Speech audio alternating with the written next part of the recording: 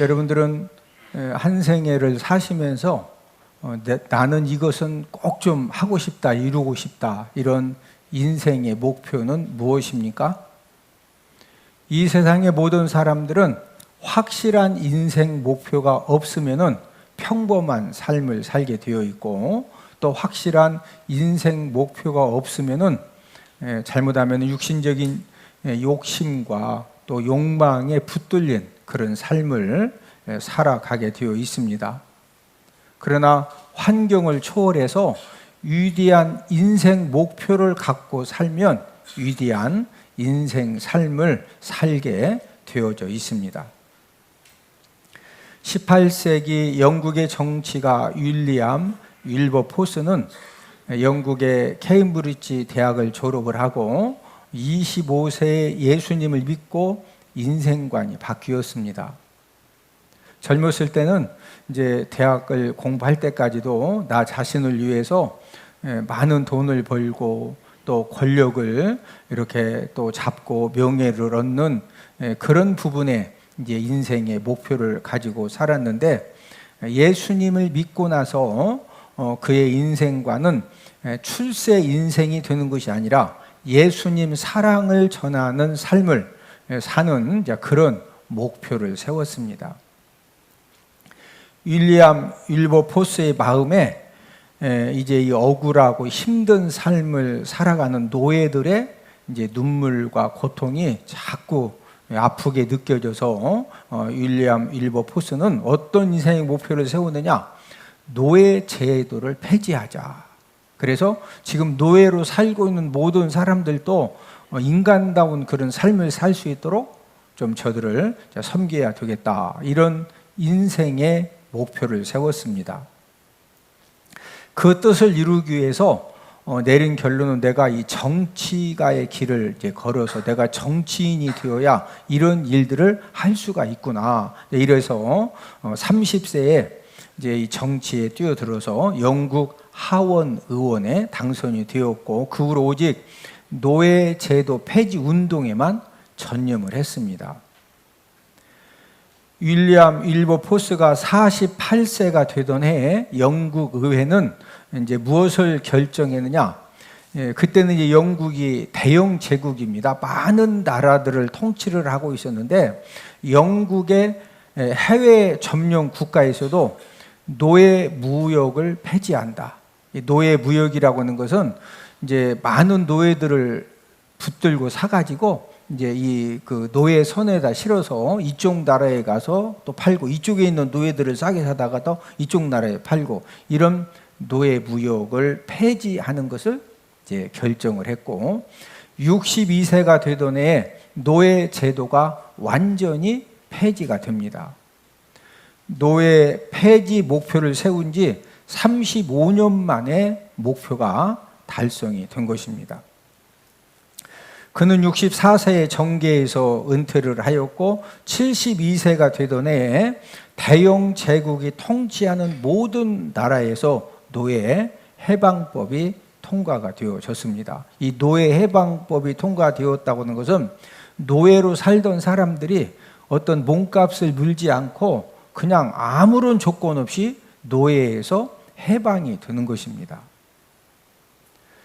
그는 노예 제도 폐지를 통해서 인간다운 삶을 살게 해 주어야 된다라는 그런 목표를 이루기 위해서 자신의 일생을 온전히 헌신하는 그런 삶을 살았는데, 윌리엄 윌버포스의 노예 해방 운동의 불씨는 또 어디로 퍼져가느냐 하면은 약 30년 뒤에 1865년에 미국 링컨 대통령을 통해서 남북 전쟁 후에 미국에서도 노예 해방이 되어졌습니다. 지금 전 세계에 노예 제도가 있는 나라는 한 나라도 없습니다. 지금 전 세계에 노예 제도가 완전히 종식이 되어졌는데, 이런 노예 제도가 완전히 종식되어진 것은 윌리엄 윌버포스의 그 한 사람의 인생 목표를 통해서 이런 엄청난 결과를 가져온 것입니다. 한 사람의 인생 목표가 얼마나 위대한 일을 또 위대한 결과를 맺게 하는가를 알게 하는 사건입니다.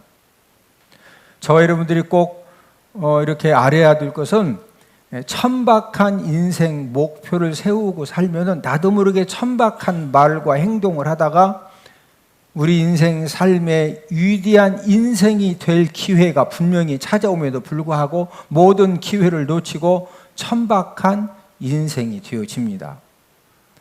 그러나 환경이 힘들고 어렵고 여러 가지 부족한 그런 부분들이 많아도 위대한 인생 목표를 세우고 살면은 그 위대한 인생의 목표 때문에 위대한 말을 하고 위대한 행동을 하다가 어떤 고난과 힘든 환경도 극복하고 위대한 인물이 되어진다는 것입니다. 오늘은 인생 목표의 중요성이라는 그런 제목을 통해서 하나님의 자녀들이 어떤 삶을 살아야 되느냐, 이것을 알아보면서 우리가 함께 은혜를 나누도록 하겠는데, 첫 번째는 예수님에게 집중하는 삶을 살아야 합니다. 한국 사람들은 다른 나라 사람들보다 지금 저와 여러분들은 상대적으로 풍요로움 속에 살아가고 있습니다. 여러분, 전 세계에서 먹을 것이 가장 많은 나라 5손가락 안에 드는 나라가 우리 한국입니다. 음식도 한식에 중국식에 베트남 또 이렇게 태국 음식부터 시작해서 유럽 음식들 할 것 없이, 여러분 우리 한국에 이 먹는 음식이, 맛있는 음식이 얼마나 많은지 몰라요.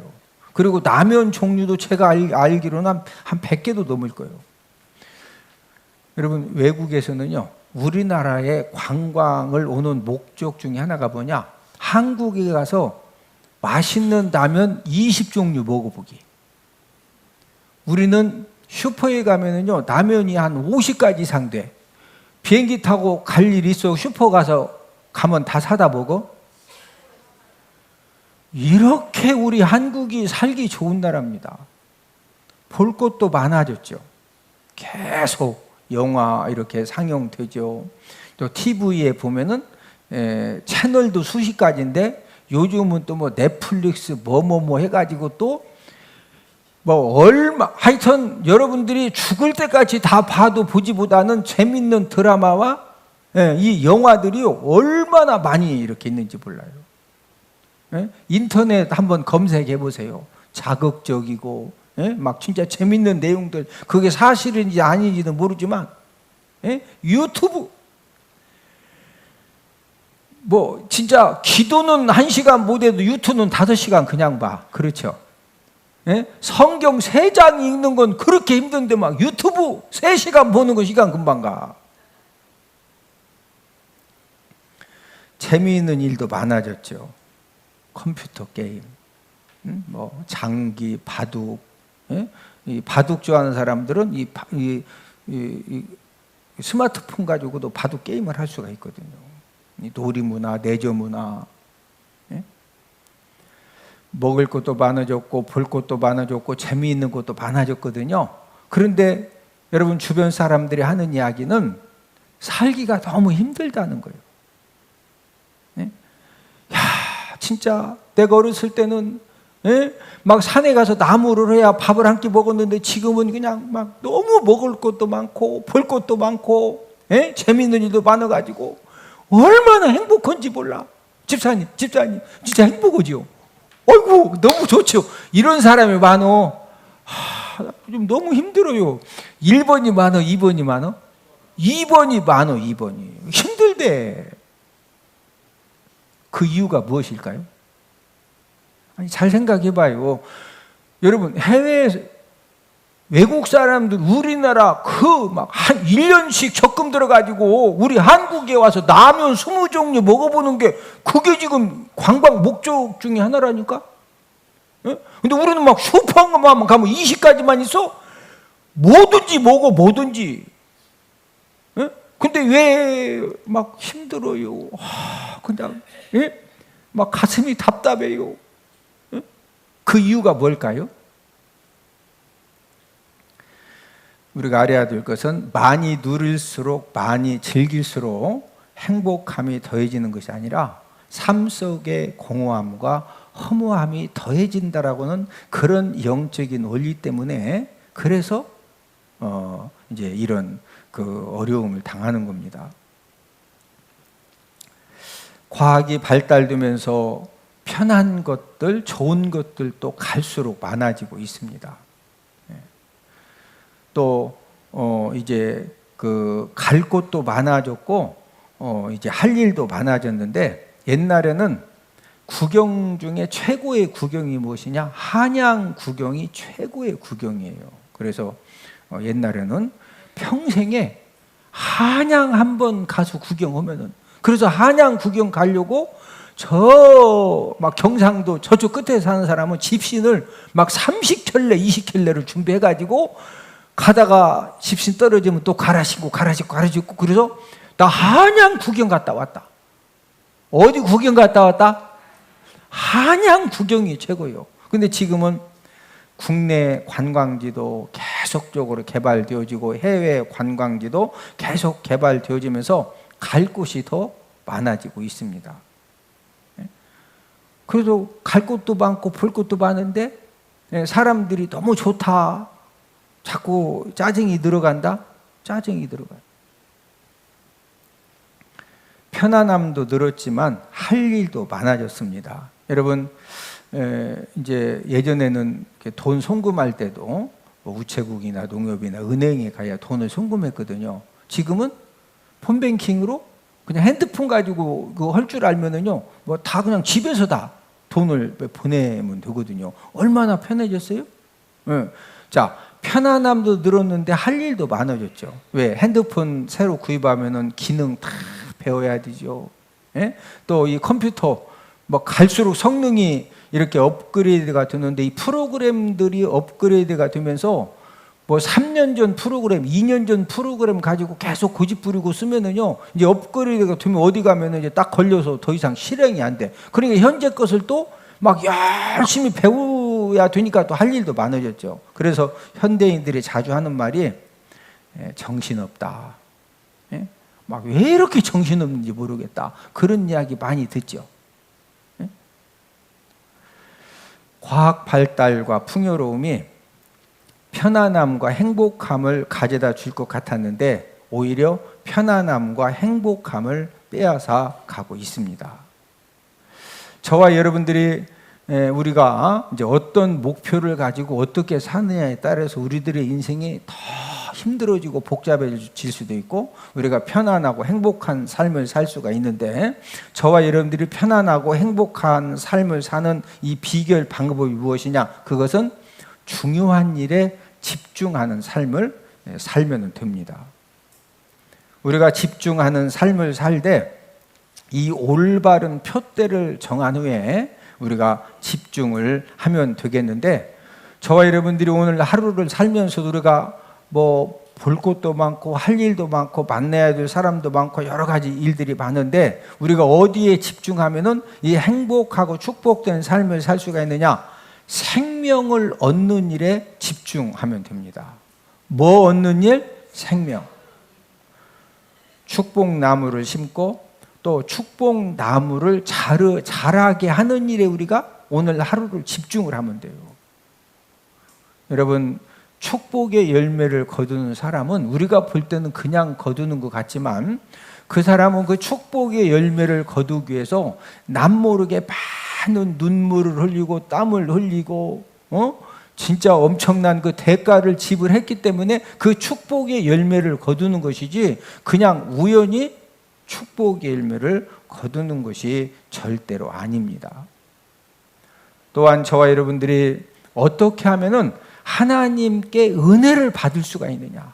내가 어떻게 하면은 하나님으로부터 이 축복의 단비를 받을 수가 있느냐? 우리가 이런 일에 우리가 집중을 할 때 거기에서 우리가 편안하고 행복하고 또 하나님의 은혜가 넘쳐나는 그런 삶을 살 수가 있는 것입니다.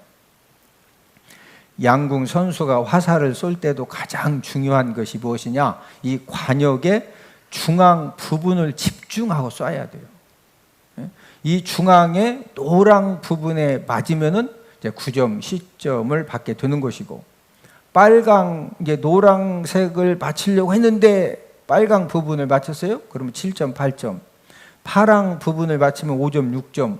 검은 부분을 맞추면 3점, 4점. 흰색 부분을 맞추면 1점, 2점을 받습니다. 10점짜리 노란 부분을 맞추려고 이 활 쏘는 사람이 최선을 다해서 거기 집중하고 거기를 향해서 우리가 이제 목표를 삼을 때 좋은 점수를 받을 수가 있습니다. 때로는 최선을 다했는데 1점만 얻을 수가 있습니다. 그러나 화살이 관역을 빗나가면은요 1점도 얻을 수가 없습니다. 이처럼 구원받은 하나님의 자녀들에게, 저와 여러분들에게 가장 중요한 것이 무엇일까요? 우리가 어디에다가 우리가 최고로 집중하고 살아야 될까요? 그것은 바로 예수님에게 집중하는 일입니다. 예수님 말씀에 집중해서 저와 여러분들이 인생의 목표를 세워야 거기에서 하나님의 은혜의 단비가 있고 하나님의 은혜가 있고 하나님의 도우심이 있기 때문에 저와 여러분들 인생 삶 가운데 하나님의 축복의 열매를 우리가 거둘 수가 있는 것입니다. 저와 여러분들이 예수님 말씀에 집중을 해서 예수님을 잘 믿으려고 했지만 넘어질 수가 있습니다. 열심히 헌신하고 또 봉사하는 이제 그런 믿음 생활을 했는데, 때로는 내가 열심히 헌신하고 봉사하려고 한 것 때문에 오해받고 상처받고 그것 때문에 넘어질 수도 있습니다. 예수님의 수제자 베드로도 넘어지는 실패를 했던 그런 대표적인 사람인데, 여러분 이 베드로는요 예수님이 붙들려서 이제 이 재판 받으러 갈 때 모든 제자들은요 다 도망쳤어요. 그런데 이 베드로는 예수님이 재판받는 현장까지 쫓아오는 그런 사랑과 열정이 있었는데, 그러나 우리가 잘 아는 것처럼 베드로는 예수님을 부인하는 그런 실수를 하게 됩니다. 자, 실수는 실수인데 다른 제자들은 아예 도망쳤기 때문에 실수했다 안 했다? 안 했어요. 자, 그러나 베드로는 예수님을 끝까지 사랑하려고 하는 그 마음 때문에 쫓아왔다가 실수하고 넘어졌기 때문에 요한복음 21장에 보면은 부활하신 예수님이 베드로를 찾아오셔서 그 베드로에게 다시 소명을 주시고 사명을 주시고 또 일으켜 주시는 그런 모습을 우리가 요한복음 21장에서 볼 수가 있습니다. 우리가 예수님에게 집중해서 예수님을 잘 믿으려고 하는 그런 가운데에서 우리가 실수하고 넘어지는 것은 언제든지 주님이 우리를 일으켜 주시는데, 그러나 예수님을 떠나서 이 세상을 사랑하다가 넘어지면은 일으켜 줄 자가 아무도 없습니다. 그래서 우리는 예수님만 집중하고 달려가라는 거죠. 여러분, 예수님은 어떤 분이십니까? 예수님은 누구십니까? 우리가 찬송가 96장에 보면은 우리가 자주 부르는 찬송가지요. 예수님은 누구신가? 우는 자의 위로와 없는 자의 풍성이며 천한 자의 높음과 잡힌 자의 노임되고 우리 기쁨 되시네. 여러분, 예수님은요 우는 자의 위로가 되셔요.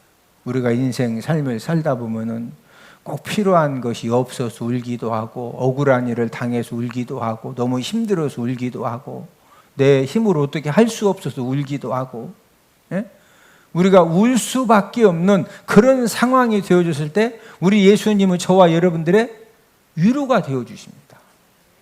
없는 자의 풍성이며, 내가 예수님 믿기 전에는 물질도 없고 건강도 없고 배경도 없고 모든 것이 없었지만은 저와 여러분들이 예수님 믿고 우리가 예수님의 은혜에 붙들려지면은요, 우리 주님이 저와 여러분들에게 무엇인가를 부어주시기로 작정하시면은 저와 여러분들 인생 삶의 모든 것들이 풍성해지는 그런 은혜를 받게 되는 줄로 믿습니다. 천한 자의 높음과 정말로 예수님 믿기 전에 그 천한 집안의 사람이었지만은 예수님 믿고 장관이 되고 예수님 믿고 국회의원이 되고 예수님 믿고 대학 교수가 되고 예수님 믿고 높은 사람 되어진 사람이 얼마나 많아요. 잡힌 자에 노임되고, 우리가 인생 삶을 살다 보면은 때로는 죄악에 잡히기도 하고, 연약함에 잡히기도 하고, 갖가지 우리가 절대 잡혀지면 안 되는 그런 것들에게 잡혀질 수가 있는데, 예수님 만나면은 예수님의 십자가의 능력으로, 보혈의 능력으로 모든 이 잡힘에서 노임받는 그런 은혜를 우리가 예수님을 통해서 받게 되는 줄로 믿습니다. 오늘 본문의 나사로 가정은 어떤 가정이냐? 여러분, 이 나사로 가정은요, 예수님에게 집중한 가정이었어요. 이게 이제 오늘 말씀의 핵심입니다.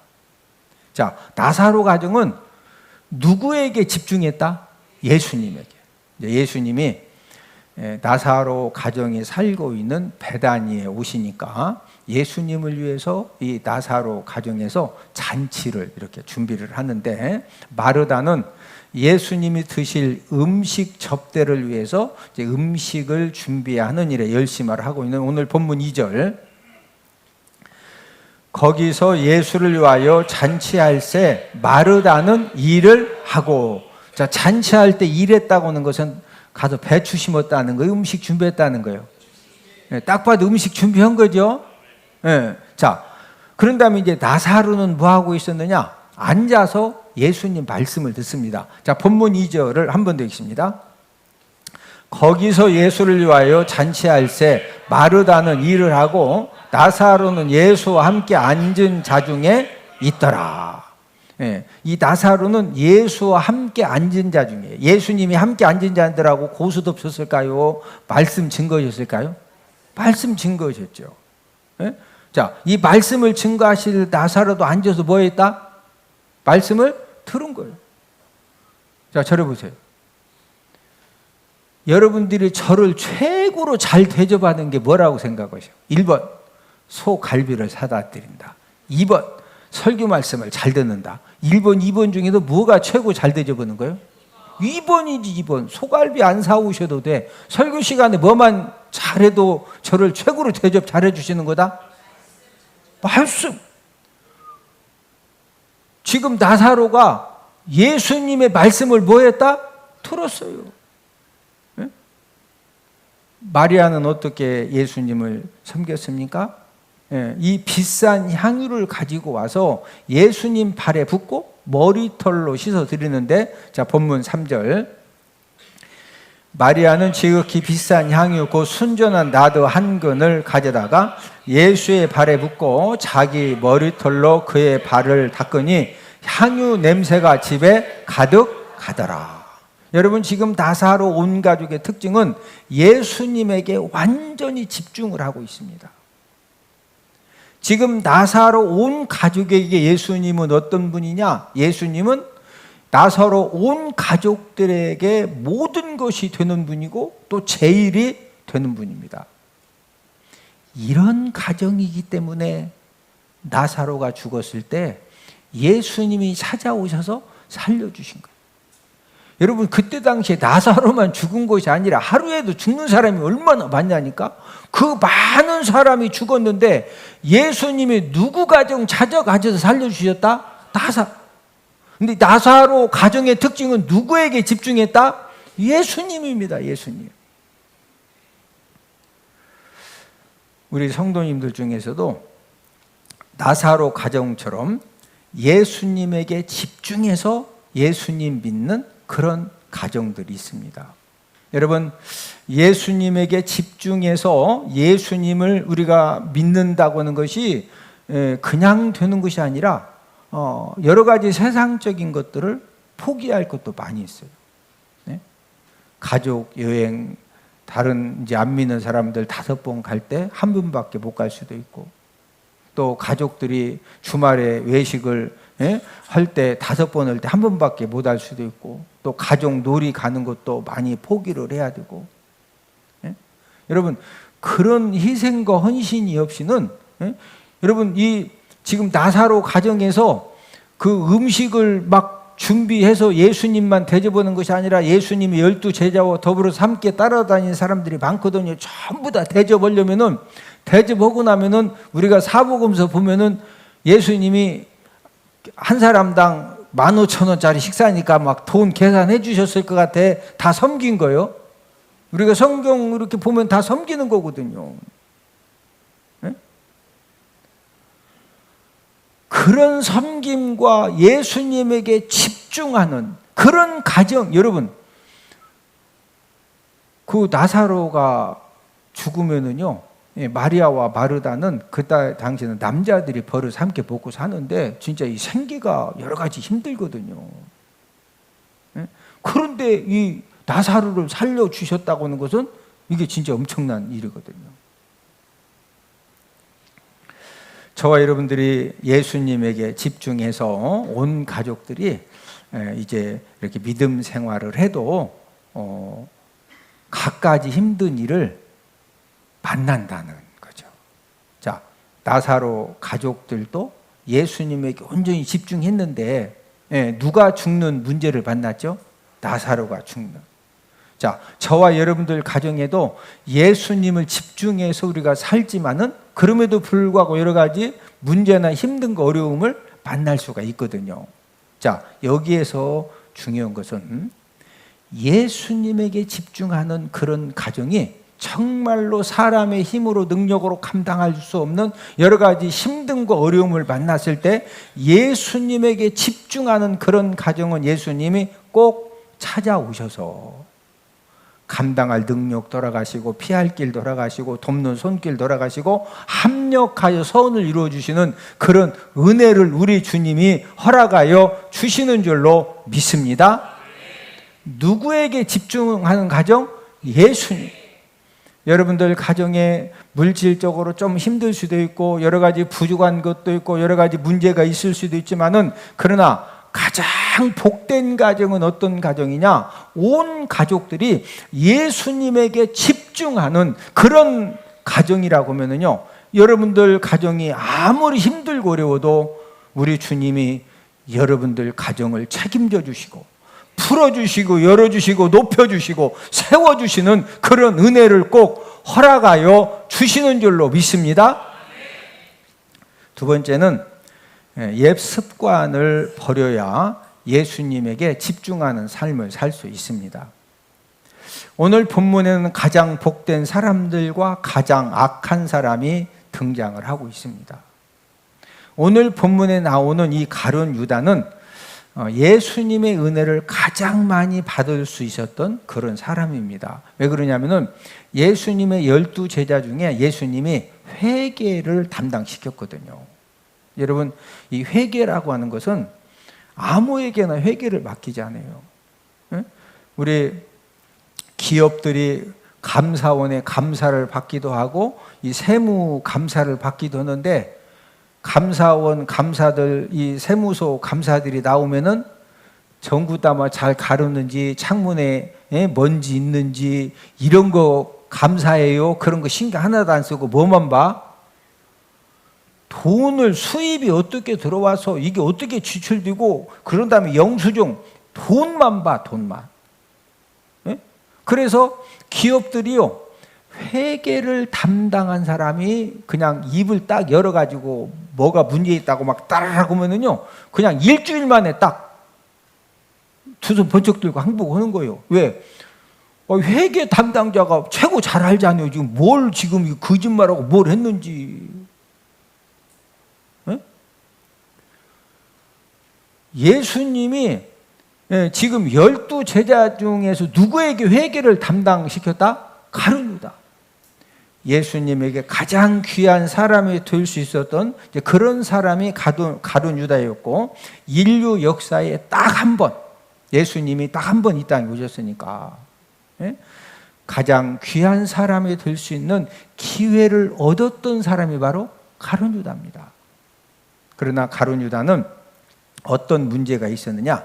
옛 습관을 버리지 못했어요. 오늘 본문에 마리아가 예수님에게 300데나리온의 향유를 딱 부어드리니까 가룟 유다가 그 즉시로 마리아의 행동을 비난하고 비판을 하는데, 오늘 본문 5절, 이 향유를 어찌하여 300데나리온에 팔아 가난한 자들에게 주지 아니하였느냐 하니. 지금 이 가룟 유다 입장에서는 딱 보니까 최소 300데나리온이거든요. 여러분, 300데나리온이면은 한 데나리온이 노동자 하루 품삯이니까 300데나리온은 15만 원 곱하기 300이면은요 최소 4,500만 원, 4,500만 원. 가룟 유다가 딱 봤더니 4,500만 원어치를 예수님 발에다 후딱 붓는 거예요. 예? 그래서 이 가난한 자들에게 주지 아니하였느냐. 자, 그러면은 가룟 유다가 진짜 가난한 자들에게 그 돈 가지고 구제해야지 그런 마음 가지고 비난한 말이었어요? 자, 오늘 본문 6절을 함께 읽습니다. 이렇게 말함은 가난한 자들을 생각함이 아니요 그는 도둑이라 돈깨를 맞고 거기 넣는 것을 훔쳐 가밀어라. 가룟 유다는 사람들이 헌금 드리면은요 돈깨를 맞고 있다가 이제 지금 같으면 다 그날 헌금 나오면 정리해서 이렇게 은행에다 넣었다가 통장에 수입 지출이 있는데, 그때 당시 은행이 없으니까 회계 담당이 하여튼 막 전대 주머니를 차든 아니면 자루에다 갖고 다니든 현찰을 갖고 다녀야 돼. 예? 그런데 헌금을 45,000원 들였을 때 거기서 좀 훔쳐가려고 해도 거기서 45,000원 헌금 들였을 때는 훔쳐갈 것이 별로 있어 없어? 잘못하면 도와줘야 돼. 그런데 막 4,500만 원 헌금을 해. 그럼 훔쳐갈 그런 나쁜 마음을 가지고 있으면 4,500만 원, 지금도 4,500만 원을 헌금 드린다. 쉽지 않거든요. 예수님 당시에 이거 엄청난 헌금이거든. 네? 그런데 진짜 가난한 자들을 염려해서 지금 막 마리아를 비난했다. 막 4,500만 원 드리면 훔쳐갈 것이 많은데 기회를 잃어버려서 열받았다. 사람들은 살면서 갖가지 도둑질을 하기도 합니다. 예. 성장하는 과정에서 아버지 어머니 이렇게 호주머니나 지갑에서 돈을 이제 훔치기도 하고. 예. 저는 제 기억에 아버지 어머니 돈을 제가 10원도 훔쳐보지 않았어. 여러분, 저 착한 목사입니다. 아마 이 중에서 아버지 어머니 돈 10원도 안 훔쳐본 사람 손 들으려고 못 들 사람 많아요. 응? 저는요 우리 아버지 우리 어머니들 내가 10원도 제가 훔치지 않은 사람. 응? 그런데 이제 부모님 돈을 훔친 사람도 있고, 또 부부간에 네? 막 지갑 열고서 이렇게 훔치기도 하고, 또 어떤 부모님은 자녀들 이렇게 돈을 또 막 훔치기도 하고. 젊은 시절에는 또 이렇게 과일 서리도 하고 닭 서리도 하고, 이것도 도둑질이죠. 예? 값진 물건 훔쳐다 팔기도 하고. 예? 뭐 도둑질 종류가 많이 있는데 가장 악한 도둑질이 무엇이냐? 그 가장 악한 도둑질은 바로 하나님의 돈 헌금 훔치는 것이 가장 악한 도둑질이에요. 예? 여러분, 가룟 유다는요 예수님 제자로 함께 살면서 그 예수님을 통해서 갖가지 기적과 이적을 3년 동안 봤거든요. 그런데도 기적은 기적이고 훔치는 건 훔치는 거예요. 옆 사람 쳐다보시고 서로 인사합시다. 잘 삽시다. 가룟 유다는 잘 살았다, 잘 못 살았다? 자, 그럼 한번 물어봅시다. 가룟 유다가 도둑질한 것이 예수님 제자가 되어서 회계 담당하면서부터 도둑질을 배웠을까요? 예수님 제자가 되기 전부터 도둑질 습관이 있었을까요? 아마 제가 볼 때는 전부터 이 도둑질한, 여러분 이렇게 뭘 도둑질한다는 것이요 이게 쉬운 게 아니요. 예? 가룟 유다가 도둑질 습관이 있었지만은 예수님이 제자 삼아 주셨거든요. 그러면 예수님 제자가 되어져서 3년 동안 기적과 이적을 보았기 때문에 그 옛 습관을 끊어야 했는데 가룟 유다는 그러지를 못했습니다. 그래서 결국에는 헌금을 도둑질하다가 부족해서 나중에는 돈 받고 예수님을 팔아먹는 그런 죄까지 범하게 된 것입니다. 가룟 유다는 어떤 사람이냐? 예수님 제자가 되어져서 3년 동안 함께 그 모든 기적과 이적을 보고 예수님의 생명의 말씀을 들으면서 귀한 사람이 될 수 있었지만은 옛 습관을 버리지 못해서 모든 축복받을 기회를 잃어버리고 결국에는 예수님으로부터 태어나지 않았으면 참 좋을 뻔했다, 이런 이제 평가를 받게 된 겁니다. 마태복음 26장 24절, 인자는 자기에 대하여 기록된 대로 가거니와 인자를 파는 그 사람에게는 화가 있으리로다. 그 사람은 차라리 태어나지 아니하였더라면 제게 좋을 뻔하였느니라. 저와 여러분들에게도 안 좋은 옛 습관이 나름대로 있습니다.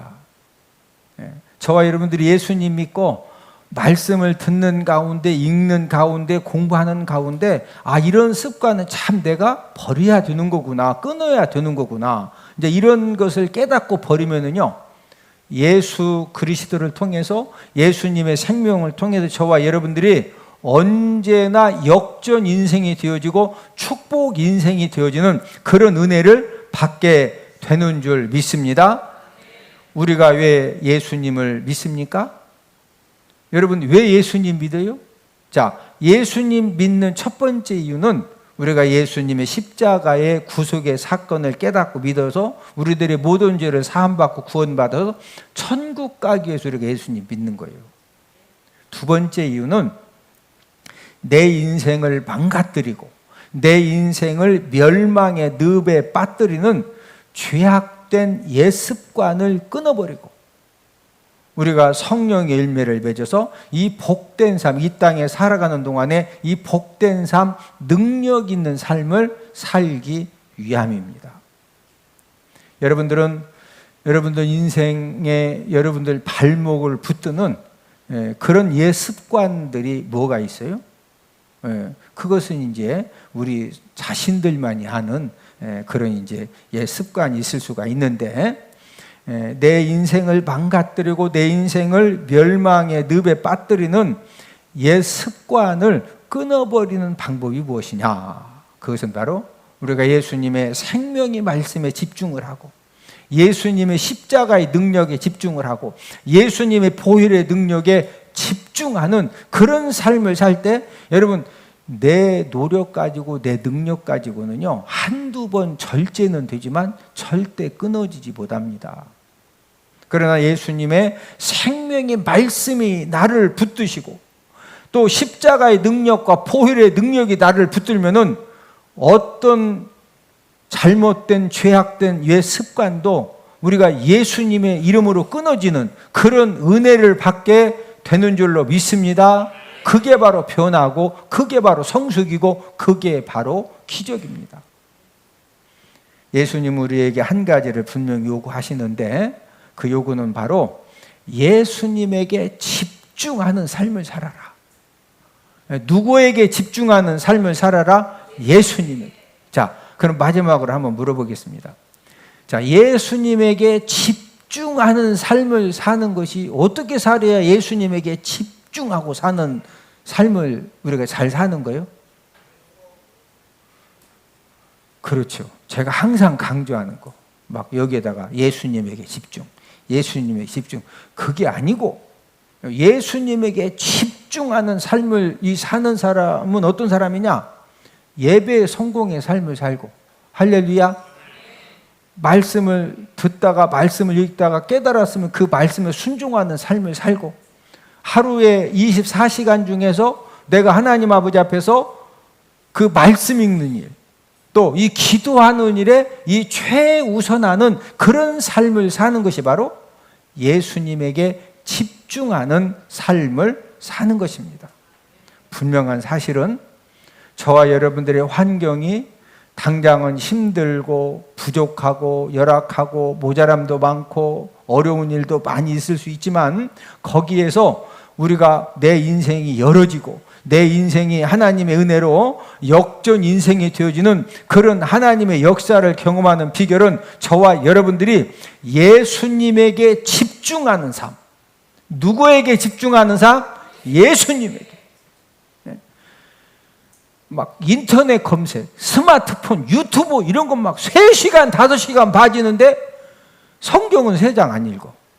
그러면 예수님에게 집중하는 사람이요? 그 사람은 막 세상 것에 집중하는 사람이요? 세상 것에 집중하는 거죠. 막 인터넷 검색, 유튜브 뭐 이런 것은 막 2시간씩 해. 근데 기도는 또 안 해. 그럼 예수님에게 집중하고 있다, 못하고 있다? 못하고 있어요. 네? 여러분, 하나님 아버지가 저와 여러분들에게 하늘문, 이 축복의 문, 은혜의 문을 열어주시면은요, 저와 여러분들이 예수님에게 집중하는 그런 삶을 사는 것이 우리 주님 보실 때 인정이 딱 되어져서 우리 주님이 저와 여러분들에게 하늘의 축복의 문과 은혜의 문을 열어주시면은요, 저와 여러분들 인생의 삶 가운데 하나님의 놀라운 그런 역전의 역사와 축복의 역사가 일어나게 되는 줄로 믿습니다. 누구에게 집중하는 삶? 예수님에게.